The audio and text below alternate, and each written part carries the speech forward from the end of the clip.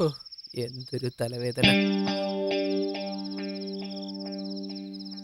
നീ ഇന്ന് റേഡിയോ സ്റ്റേഷനിൽ പോയില്ലേ? ആ, അവിടുന്ന് വരുന്ന വഴിയാ. അവിടുന്ന് നേരെ കോഫി ഷോപ്പിലേക്ക് പോയി റോഷനൊപ്പം വരുമെന്നാണല്ലേ പറഞ്ഞത്? ഇപ്പൊ അങ്ങോട്ട് പോയാ ശരിയാവില്ല. അവിടെ ചിഞ്ചു ഉണ്ട്. ചിഞ്ചുന് എന്താ കുഴപ്പം? ചിഞ്ചുവിനൊരു കുഴപ്പമില്ല. അതെന്നെ ഇപ്പൊ കുഴപ്പമായത്. കുഴപ്പമില്ലാത്തപ്പോ കുഴപ്പമായോ? അയ്യോ, ഞാൻ നിന്നോടൊന്നും പറഞ്ഞില്ല. പോരെ. ഇതന്നെയാ നിന്റെ കുഴപ്പം. ചിഞ്ചു എന്ത് പറഞ്ഞു? അവക്കാകെ ഒരു മാറ്റം കണ്ടപ്പോ ഒരുമാതിരിയായി. പഴയ ആളേ അല്ല. Hi Tony. ഇവിടെ ഉണ്ടായിരുന്നോ? ഞാനിവിടെ ഉണ്ടായിരുന്നു.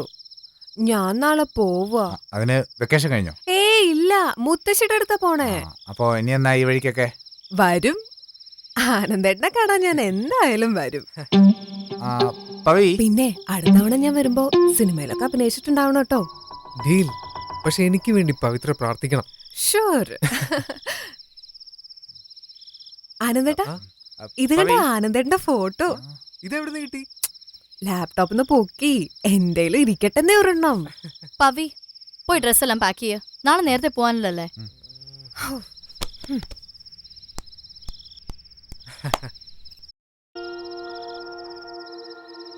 ഞാനൊന്നും ചെയ്തില്ല.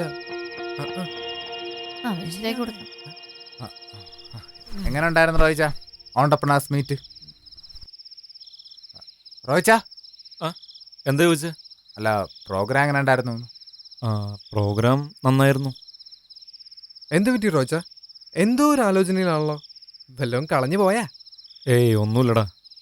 മീറ്റ് കഴിഞ്ഞപ്പോൾ ഒരു പെൺകുട്ടി എന്നോടൊന്ന് സംസാരിച്ചു. അവൾക്ക് എന്നെപ്പറ്റി നന്നായി അറിയാം. ആരാ റോയിച്ചത്? അതെനിക്ക് മനസ്സിലാവാത്തത്. അപ്പുറം ചോദിച്ചില്ലേ? ചോദിച്ചു, പക്ഷെ ഒന്നും പറഞ്ഞില്ല.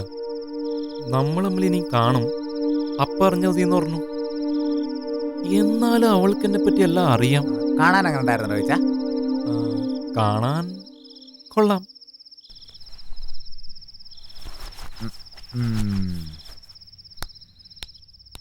ആരായിരിക്കും റോയിച്ചന്റെ മനസ്സ് ഇത്രയും ഇളക്കിയ പെണ്ണ്? അതൊക്കെ ഉണ്ട്, എനിക്കറിയാം. പക്ഷേ ക്ലൈമാക്സ് വരെ സസ്പെൻസാ. അവസാനം ആന്റി ക്ലൈമാക്സ് ആവാതിരുന്നാ മതി. നിന്റെ ആന്റി ക്ലൈമാക്സ് ഞാൻ ശരിയാക്കി കൊടുകെ. മിണ്ടരുത്.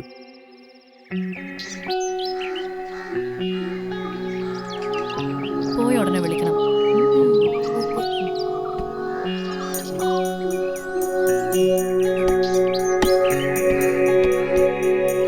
രണ്ടു ദിവസം കൂടെ കഴിഞ്ഞു പോയാ മതിയായിരുന്നു. അതിന് ചേച്ചി സമ്മതിക്കണ്ട ചേട്ടാ. ഇനി ഒരു ദിവസത്തെ ലീവ് കിട്ടിയാൽ തന്നെ ഞാൻ ഇങ്ങോട്ട് വരും. ഫോൺ നമ്പറൊക്കെ ഉണ്ടല്ലോ അല്ലേ? ഞാൻ എന്നും വിളിക്കാം. പിന്നെ ഫേസ്ബുക്കിൽ ഞാൻ റിക്വസ്റ്റ് അയക്കാം. ഫേസ്ബുക്കിൽ എനിക്ക് അക്കൗണ്ട് ഇല്ല. ഇല്ലേ? എന്നാ വാ, ഇപ്പൊ തന്നെ ഉണ്ടാക്കാം. പവി, നീ എന്താ കളിക്കുകയാണോ? ട്രെയിൻ മിസ്സാവും. ഞാൻ അവിടെ എത്തുമ്പോ ഫോണിൽ കൂടെ എല്ലാം പറഞ്ഞുതരാം എന്തൊക്കെ ചെയ്യണ്ടേന്ന്. സാരല്ല, ഞാൻ ആരോടെയും ചോദിച്ചുണ്ടായിക്കോളാം. അപ്പൊ ശരി, ഇനി അടുത്ത പ്രാവശ്യം ശരി കാണാം.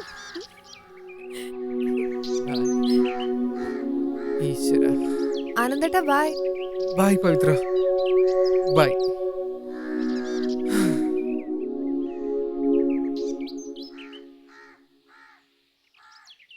നീ എന്തിനാ പവിത്രോട് ഇത്ര അടുപ്പം കാണിച്ച് ബിഹേവ് ചെയ്യാൻ പോയത്? അവൾ ഇങ്ങോട്ട് കാണിച്ചപ്പോ നീ എന്തിനാ തിരിച്ചു കാണിക്കാൻ പോന്നേ? എന്നാ പിന്നെ അത് അവളോട് പറയായിരുന്നില്ലേ പറു? അവളോട് ഞാൻ എന്ത് പറയാനാ? എന്നെ ആനന്ദൻ സംസാരിക്കരുതെന്നോ, എന്നെ ആനന്ദൻ അടുത്തിരിക്കരുതെന്നോ, എന്നെ ആനന്ദൻ തട്ടിക്കൊണ്ട് പോരുതെന്നോ? പറു എന്താ പറഞ്ഞേ?